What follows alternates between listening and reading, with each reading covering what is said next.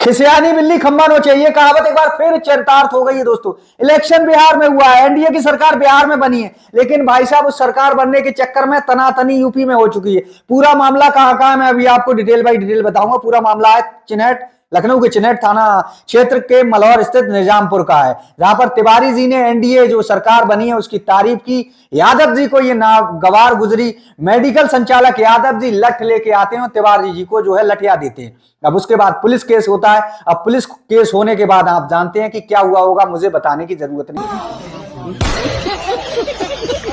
अब मैं आपको स्टेप बाय स्टेप बताता हूं। तो दरअसल तिवारी जी जो है वो एक डेंटल क्लिनिक चलाते हैं, डॉक्टर हैं, और यादव जी जो है चंद्र प्रकाश यादव जी वो एक मेडिकल स्टोर चलाते हैं।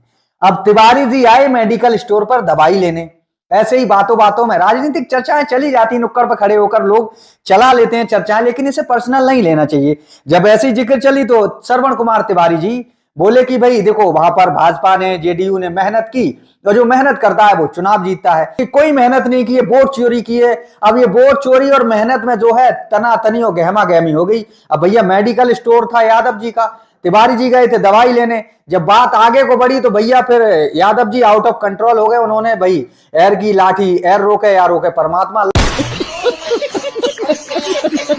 लठ निकाल लिया मेडिकल पैसे, और भाई साहब तिवारी जी वहीं दिए सूट के फैला। अब तिवारी जी वहां से तो निकल गए जैसे तैसे। अब बड़ी समस्या यह है कि तिवारी जी जहां क्लिनिक चला रहे हैं वो भी किसी यादव जी की जगह में चला रहे हैं।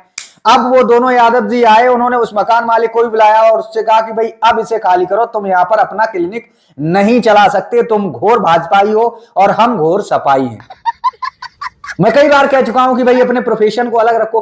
राजनीति में आप किसे वोट दे रहे हो मायने नहीं रखता, लेकिन आप अगर प्रोफेशनल हो, आप कोई बिजनेस कर रहे हो, तो राजनीति को थोड़ा सा साइड रखो, क्योंकि अम्मा खुदने में देर नहीं लगती। हाँ, अम्मा खुदने का मतलब आप लोग समझ ही गए होंगे, मुझे ज्यादा बताने की जरूरत नहीं। अब इसके बाद क्या होता है वो मैं आपको बताता हूं। भैया पुलिस केस हो जाता है।